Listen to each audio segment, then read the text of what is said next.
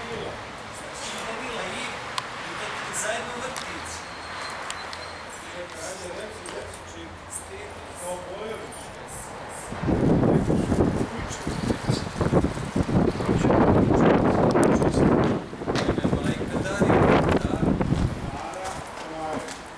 Znači, braće su joj Rajko, Goriša, ona je popojela svinje.